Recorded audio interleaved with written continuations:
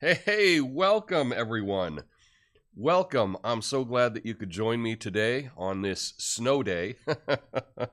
Good afternoon. Welcome to the show. Today, we're going to be talking about anecdotes. Now, before we dive into the complexities of evidence-based decision making, let me tell you a story about my cousin Phil. So Phil, he swears by this home remedy for the common cold. It's a concoction of ginger, honey, and whiskey, and according to him, it worked like a charm every time.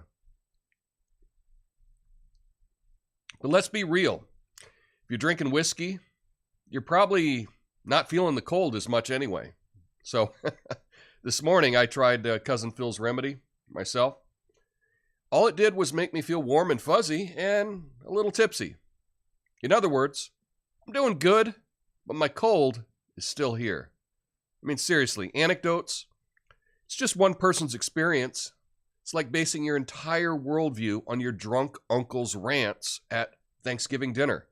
Now, sure, he makes a lot of interesting points and he's got great stories, but it doesn't mean that he knows what the hell he's talking about. And in my family, I'm that drunk uncle. Look, I'm not saying anecdotes are completely worthless. They can be entertaining, and sometimes they can even provide some insight into the human experience. But when it comes to making important decisions, anecdotes are the Taco Bell of evidence. Might be convenient. It's not the best option, and you're going to pay for it later. My name is Tom Coffey. This is the Coffee and Nuance Show, the best censored commentary and news show live right now. Flame on.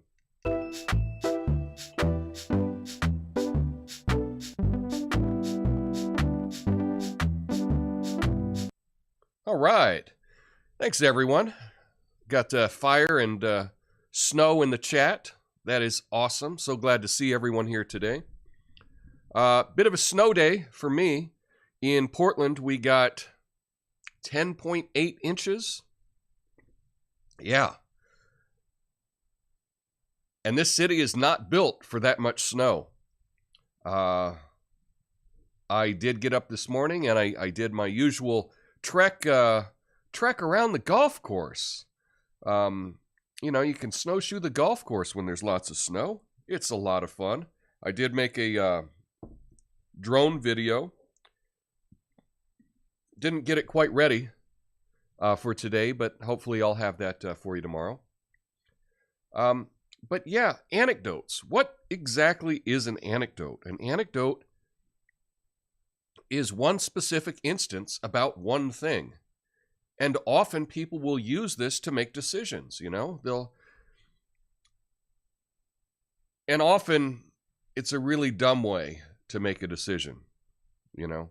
You could say, oh, well, you know, it was really hot last year and therefore that proves global warming.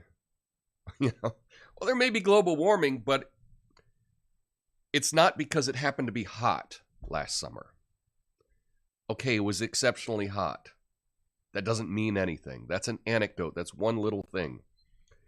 And it's like, you could say that Uncle Phil's concoction, I'm not exactly sure what I have right now. I'm a little loopy. I'm running a temperature.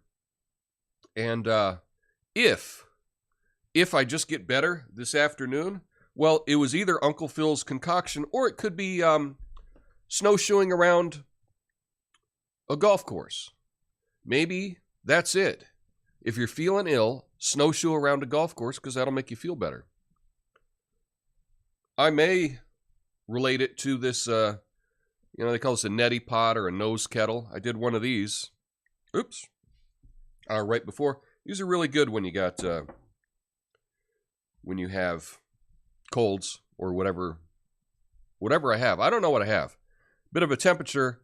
There's so much snow, though, that I'm not going to go anywhere to get it checked out. And I don't have any tests to find out if it is what you might be thinking it might be. Who knows? We'll we'll find out. But I just see people using anecdotes all the time, and they suck, right? This is not logic. You're not a logic-based person if you just use an anecdote to justify your experience. Because that's what it is. You're justifying things. You've made a dumb decision, and then how can I justify it? Oh, I know. I heard someone else did it.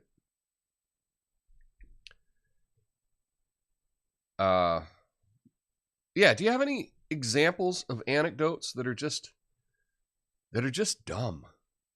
They're just dumb. We hear this a lot going on, especially, around race and gender and things like that. It's just dumb. It's just really dumb. So let's just get into a more interesting topic, perhaps. I don't know. Here we go. It's about young men.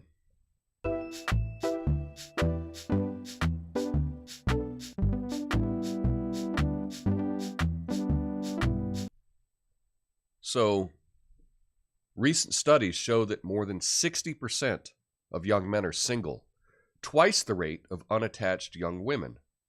This indicates a larger breakdown in the social, romantic, and sexual lives of the American male. Men in their 20s are more likely to be romantically uninvolved, sexually dormant, friendless, and lonely. Societal changes, the pandemic, social media, there's some of the reasons that may have caused this crisis of connection. Women's empowerment and more choosiness by heterosexual women for a partner who's emotionally open and empathetic, or other reasons. Even seasoned researchers struggle to fully account for the relationship gap between young men and young women. And bisexual women make up a large share of the young adult queer community. How about that? So, this was the story that came out yesterday about how many young men are single and why is it twice as many young men as young women. I mean, they can't all be gay, can they? What exactly accounts for this? Well, it could be, some of it could be that young women are going out with older men. That's one possibility. Typically, men in their 20s are not going out with older women. So that's one possibility. There could be more gay women than gay men. Maybe. I don't know. But this is shocking to me. And the thing that they said is that women are pickier. Could be men are pickier too. I don't know if you've walked around the city recently. I've been shocked at just how the demographics have changed. Like even here in Portland, there used to always be, like, just generalization here. Anytime I would go downtown, I'd walk around 23rd, the Pearl, whatever. There'd be, pretty women in their 30s all the time. And now you hardly ever see that. Where did all the pretty women go? I don't know. They're gone. A friend of mine went to a Trailblazer game a week or two ago. He was talking with me, and he likes to go, and he sits on the floor. I think he was in the third or fourth row. And he said, you wouldn't believe it, Tom. There were no, hot young women on the floor of the Trailblazer game, when in past years there always were. So, I don't know what's happened to young, attractive women. They seem to be not as many as there used to be. And perhaps that accounts for why there's so many single men. I don't know.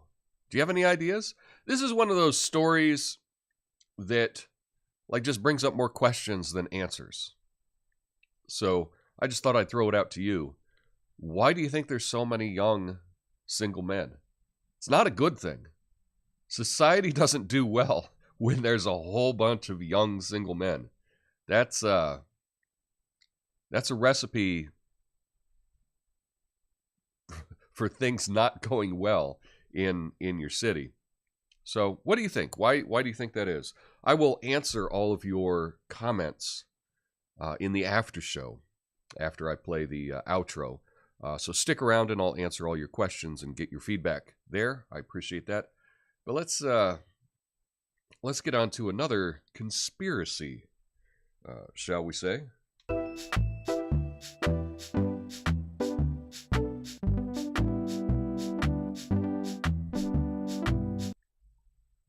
All right. Madeline McCann. Now, I don't know if you've heard about her. This was a young girl that went missing years ago, and it's been on conspiracy sites for a number of reasons. It has to do with, the idea of the conspiracy of elites and child trafficking and all kinds of craziness, right? So that's why this particular case has been a big deal. I know one of the things, and I'm not endorsing this theory at all, but the sketch of the suspect, there were two sketches. There were sketches on the same person, but there were two different sketches, and one looked like one of the Podesta brothers, and the other sketch looked like the other Podesta brother. Could just be a huge coincidence, but that's why it's been speculated about and why people have followed this story for so long. Well, social media users are skeptical of claims from a Polish woman, Julia Faustina, who says she is Madeline McCann, a British girl who went missing from a family vacation in Portugal 16 years ago when she was 3 years old. Faustina's account went viral after she posted pictures and claimed that Kate and Jerry McCann had agreed to a DNA test, which has not been confirmed. However, social media users are now pointing out that Faustina's mother bears a strong resemblance to her, and her family has released a statement saying that they have memories and pictures of her as their daughter. She's not Madeline McCann. German police named convicted child abuser and drug dealer Christian Bruckner as a suspect in the case in 2020. So I just brought this up because maybe you had heard about this case in the past. It's been floating around. People that think that the elites are into trafficking children and things like that. That's a conspiracy that I'm not endorsing at all. But this particular case, there's been a lot of chatter about this, and so when this Polish girl came forward and she said, "That's me. I'm the missing girl."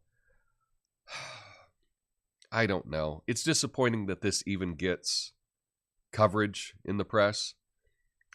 At the very least, find out if they're the same blood type. Right? You can find out at least if they're the same blood type, or if they can be ruled out based on their blood type. That's something very simple. Not everyone will agree to a DNA test, but there should be more evidence before these types of claims just kind of go crazy. I remember there was a young man who claims to be Bill Clinton's kid, and he looks shockingly similar to him. But I think if you're going to come out with a story, you really need some evidence. You need something to back it up, or at least have someone working on that. As far as like the Clintons' kid, they should have been able to figure it out by now. And I still don't know what's going on with that case. So this is just another one of the cases. Who knows? I can't read the mind of the young girl and why she's making this claim. But young people make all kinds of claims. And not just young people, right? People of any age are looking for extra attention. This is one way to do it. But now I got a study for you that it's going to reconfirm all your suspicions on some things.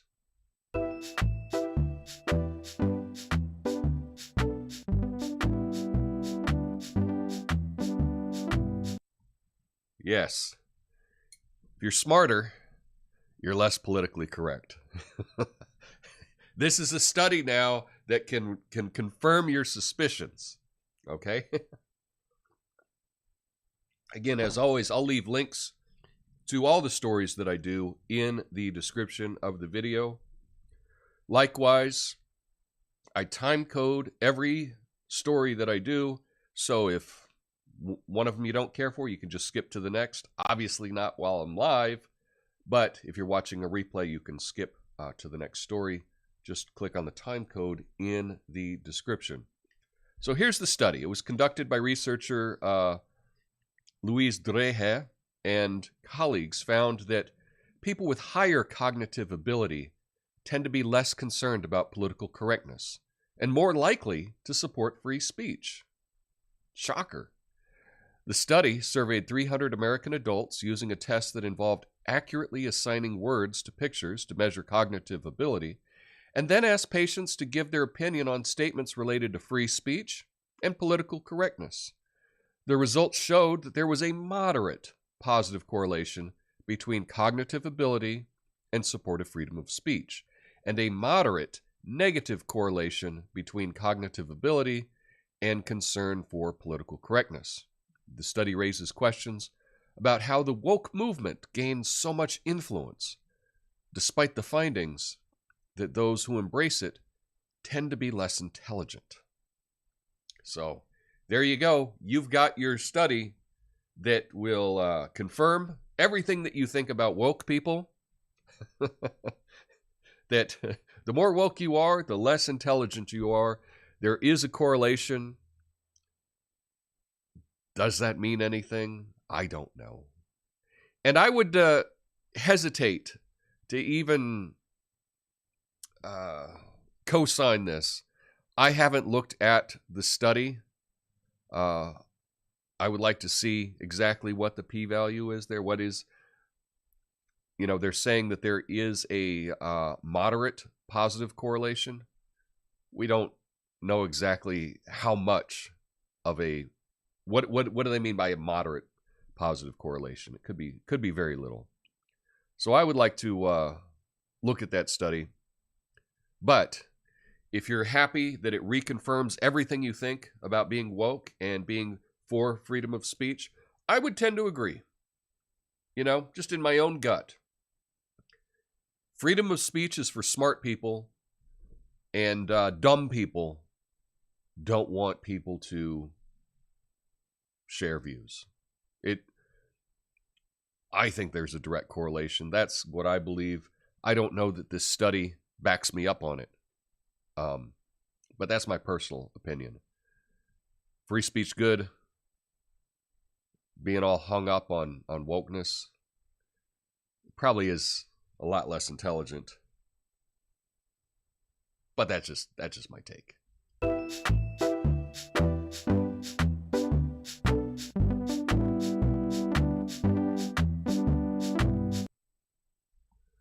Okay, Italy is facing the possibility of another severe drought, as weeks of dry winter weather have led to a lack of rain and snowfall, with the Alps receiving less than half their normal snowfall. Environmental groups warn that Italian rivers and lakes are suffering from the severe lack of water.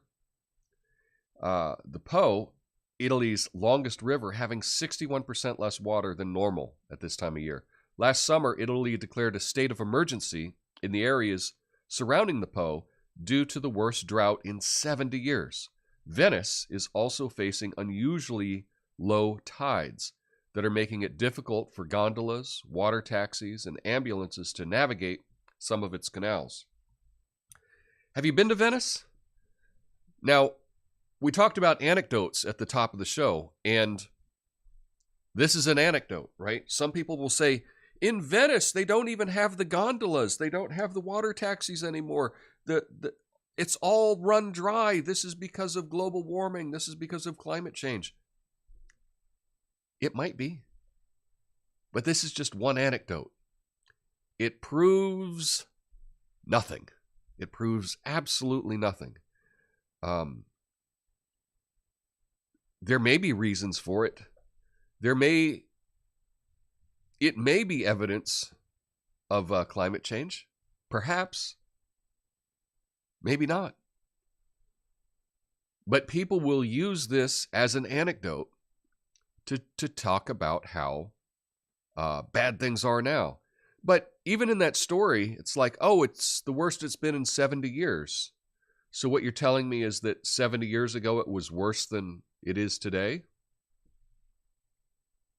Well, what does that tell you? Again, it might just be that climate is cyclical. Perhaps. I don't know. I'm not going to say that because Venice ran dry, that's proof of anything other than, yeah, they didn't get a lot of rain this year. You know, that's probably true. Beyond that, I'm not sure what you can draw, but if you disagree, let me know in the comments.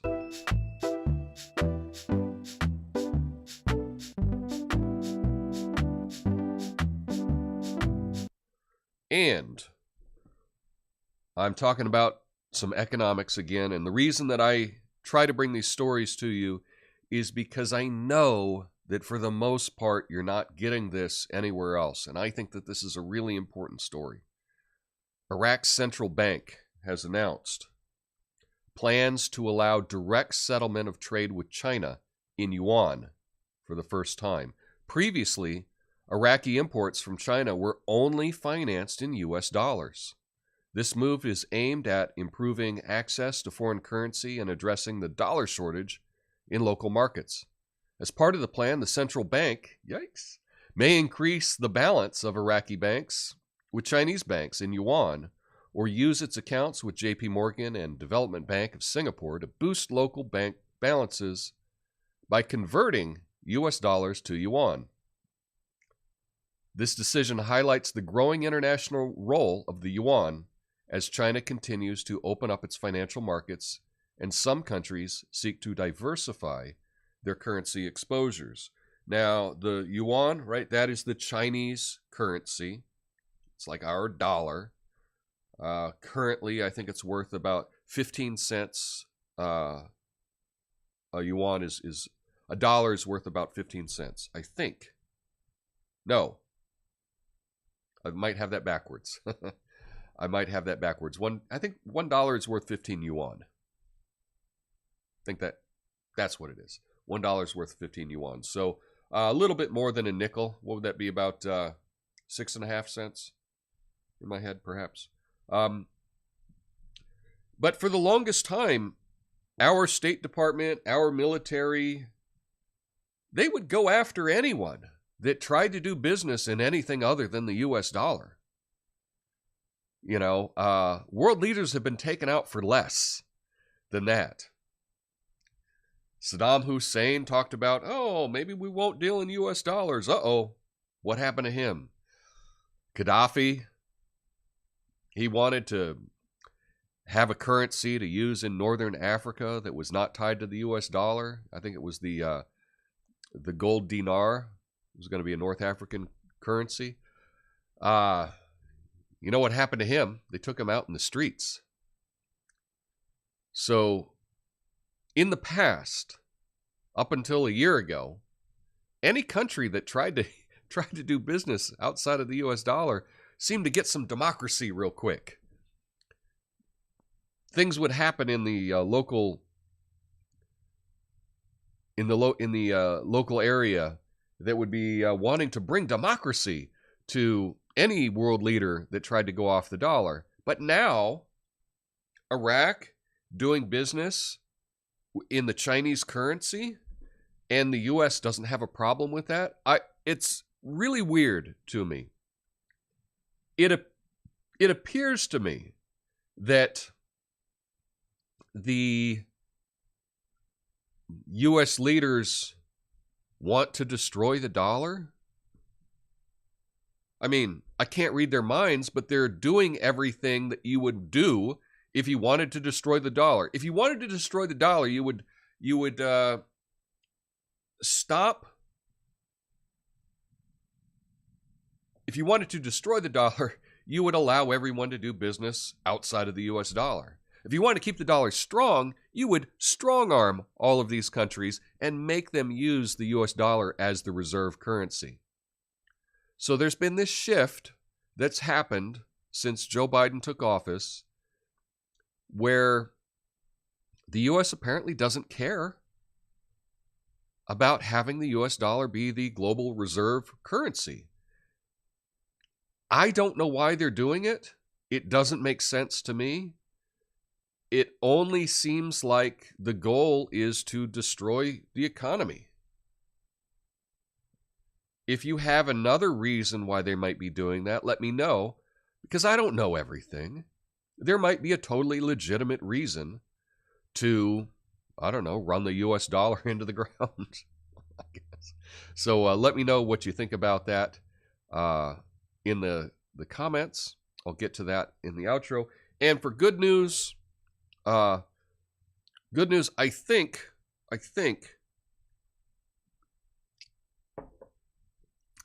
think I'm getting better. I checked my temperature just before, and it had dropped down to 99.6. So my temperature broke.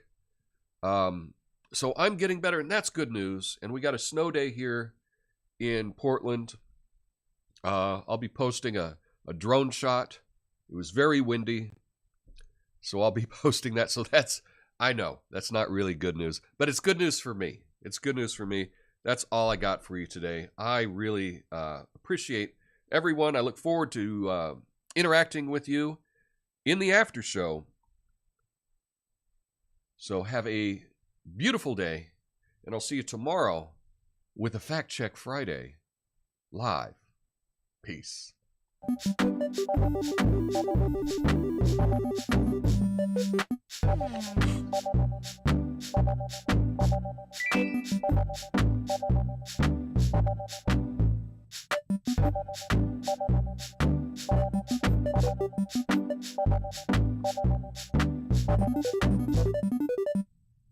All right, we are back. It is the after show, and lots of people dropped out, which is totally cool with me. But let's address some things here in the chat. Lots of chat. I appreciate that. Howdy, fighters. Howdy, everybody's. Got some fire in the chat.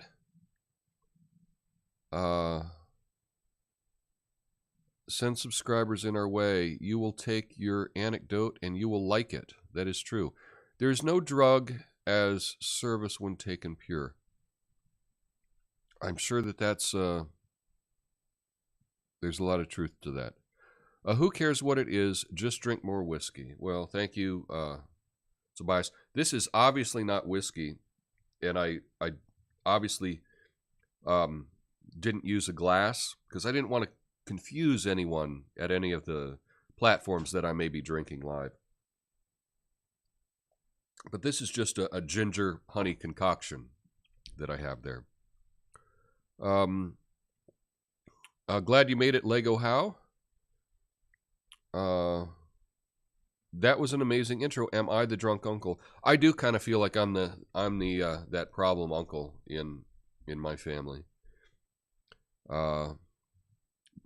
Diet Sprite says my wife is an okay looking woman. Well, I hope so. I mean, that's what we all want. You know, we don't want someone hideous. No offense to Tom, but to Michigan in such a small following, just interesting. There are a ton of reasons why young men are single. I know. I just don't get it. I'm glad I don't have to date nowadays, says Diet Sprite. I get it. I think the school hasn't used their allotted days off, so they're using anything as an excuse to stay home. This city cannot operate in this much snow. Like, it can't. I think we have one snowplow. So I was out today walking around, and accidents everywhere. I wouldn't be driving today. It's nuts. The man uses p-values. Someone knows how to read a study. It did sound like a small sample size. Well, I think the sample size was about 300. That actually may be a big enough sample. But I'd actually have to look at the study, and I didn't look at it. I've kind of ill and didn't put as much time into it today. Based on yesterday's cognitive dissonance, we should all only look at it if it's what we think is correct. I agree. Yeah, that is a good tie-in. Randall Carlson on Rogan's podcast was great. Watch or on the climate cycle.